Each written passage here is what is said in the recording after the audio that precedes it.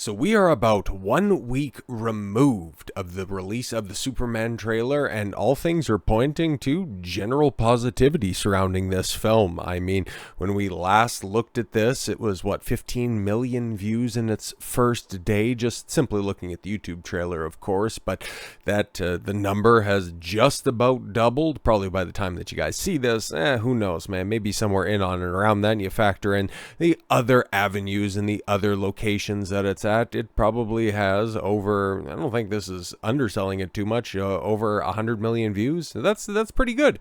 And if it's generally similar when it comes to the overall response, 502,000 upvotes compared to a measly 17,000 downvotes, that's awfully good. Now we're going to have to see if that translates to putting butts in seats, but as I talked about it when we went over the trailer in a little bit more depth and the overall health of the DCU, I want this film to be good. I am not exactly overwhelmed by the trailers. I don't outright hate them. I didn't really like the choice to kick everything off with, the interrogation scene or the interview scene that's going to be a 10-minute long dialogue exchange in the middle of the film.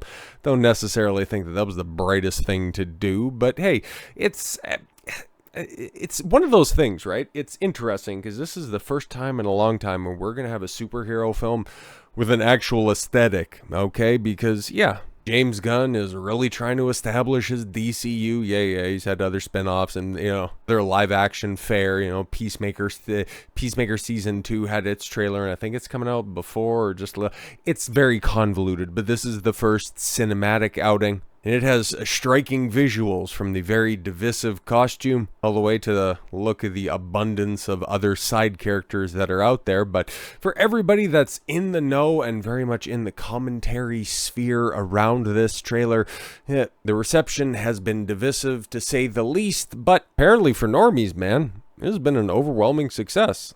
Which is why for the next few weeks in the lead up to this film, oh boy, we're going to start to see some cope. Some cope from all different sides that are out there, because there are certain factions, right? And there are people that have talked about the super diehard DC fans who, very much like their interpretation of the character, even though there have been several in the nearly a century-long history of this historic comic brand. And if this isn't the Superman that they're seeing on the screen, they're ardently going to be against it. And then, of course, you also have another sect of fans that are out there that think that if James Gunn fails, that Warner Brothers is going to see the error of their ways and they're going to go ahead and restore the Snyderverse. Shit, that is just never going to happen, man. Even if James Gunn's Superman doesn't eclipse the box office total of Man of Steel, they're not going to look back to the guy who couldn't crack $1 billion with Wonder Woman, Batman, and Superman in one film, let alone fast-tracking a Justice League movie. I don't necessarily think that's going to happen. The guy who had, a disproportionate amount of creative control in respect to his overall talent, I don't necessarily think that they're going to, run it back with him. So stop it. It's never going to happen. But they are a very ardent sect. And so there are going to be some half-truths and whole lies getting pushed out in front of this film. And honestly, if it sucks, it sucks. Okay, I'll be one of the first people to scream it from the rooftops. I don't think that this film, if I haven't heard that it is worth your time, I'm not going to champion it at all. I want it to be great. I want it to be something that maybe I go to the theater to go and experience. There's been times over the past couple of years where I've seen trailers for things. Hell, Joker 2 was even one of those things. I liked some of those trailers that I seen. I was getting very interested, and then I heard that Arthur Fleck takes it up the poop chute from one of the prison guards, and it's like, oh, well, guess I don't need to go ahead and check that out.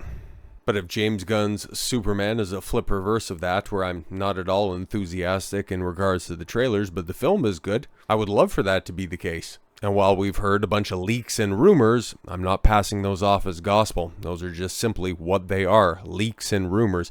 The end product could end up being something completely and totally different. We know that there are some reshoots going on right now, but there's also been some people at test screenings that have gone out of their way to corroborate some of those leaks and rumors. So not enthusiastic. Maybe it makes sense in the context of the script, but we will have to wait and see. We'll have to wait and see.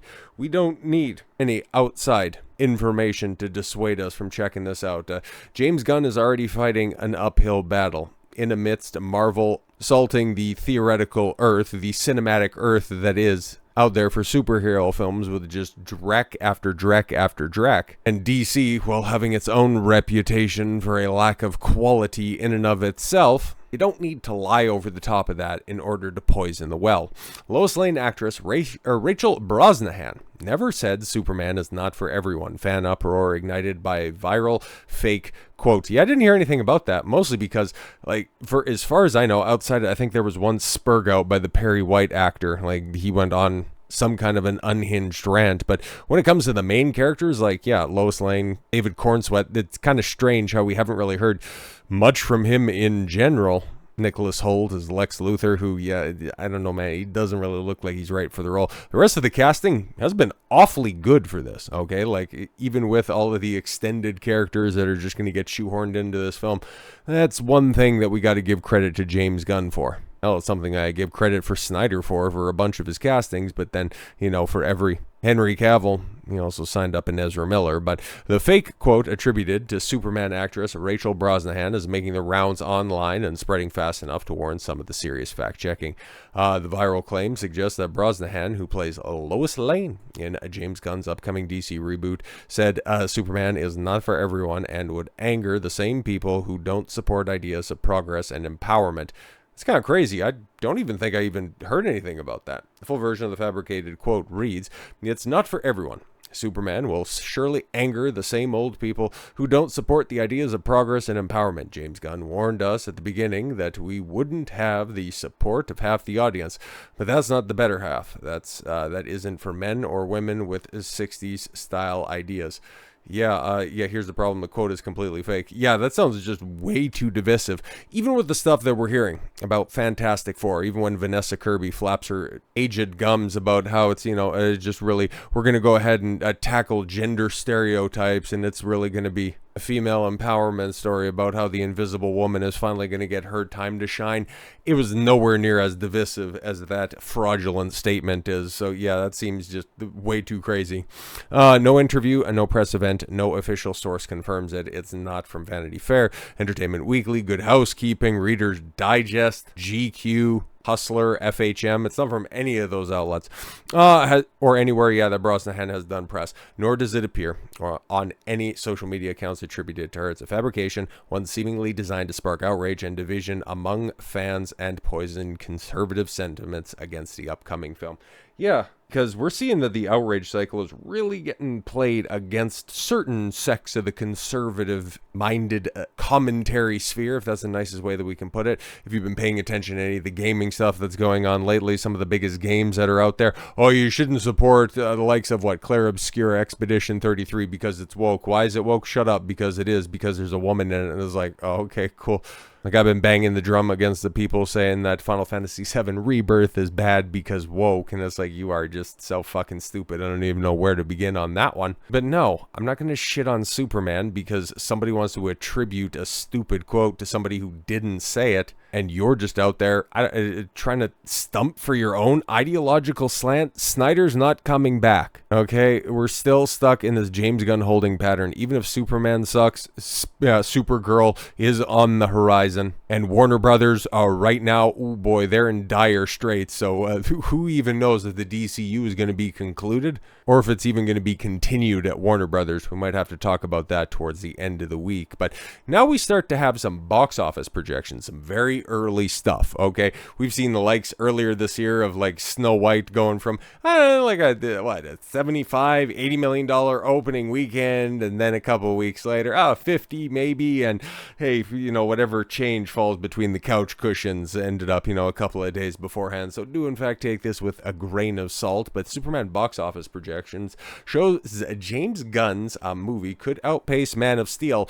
Ooh, yeah, so the propaganda is going to be coming on super thick as DC Universe kicks off. All right, early box office projections for James Gunn's Superman show a movie that could fly high over lofty heights set set by its predecessors. Okay, the upcoming DC Studios reboot, scheduled for a July 11th release, is currently projected to earn between 155 and 175 million domestically on its opening weekend. That's pretty damn good. Okay, that would definitely put it as the biggest domestic opening weekend. I guess the only competition right now is going to be Minecraft, and maybe after this weekend, Lilo and Stitch. I don't think, and depending on when you guys see this video, I don't think, and I haven't seen anything in regards to how well Mission Impossible 8 is going to perform, but yeah, I don't think it's going to end up being in that, okay? Oh, but Jurassic Park, something else that we'll have to take a look at, or I'm sorry, Jurassic World. Buh. We'll have to go ahead and run some of those numbers because I'm starting to see a little bit more of that stuff, and holy Christ, man.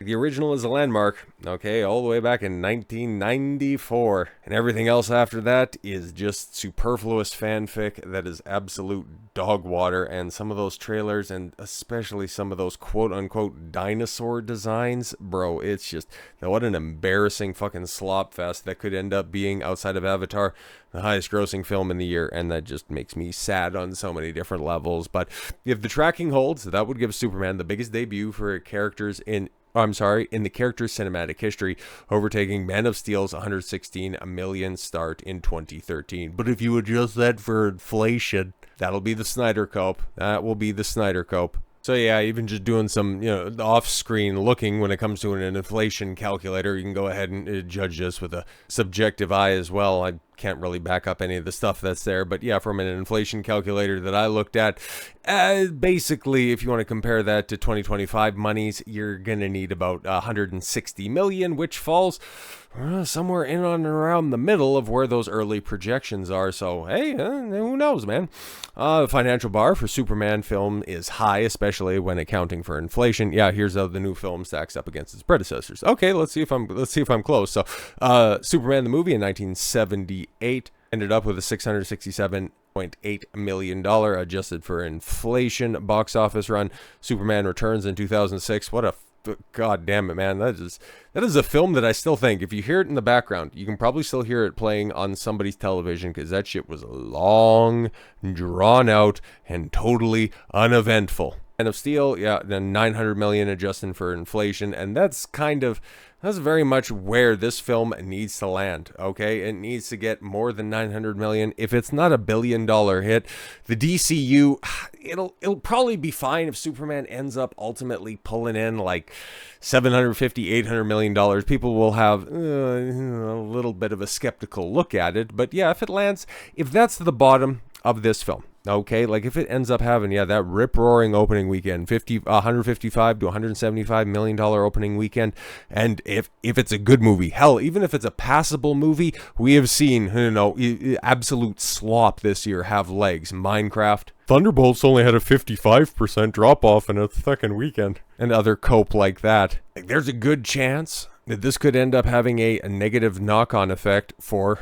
Fantastic Four. Can't necessarily say that I would be upset about, but so long as it holds, that has a chance. It really does have a chance, but we're going to see these revised projections as we get closer to July 11th. I will be paying attention to it because, of the 3 big films that are coming out in July, I want this one to be the best. I don't think much of Fantastic Four and Jurassic World, it's going to be tripe. But if there's a good Superman film that's out there, man, that'd be a nice change of pace. And so I really want that symbol. I want that symbol that is very flatly on Corenswet's chest, not just to be an S, for it to stand for hope, and not for suck after all. So with all that said, I thank you all very much for the gift of your time. I've been Don Consuelo. I want you to follow your gut and get after it. Take care, everyone.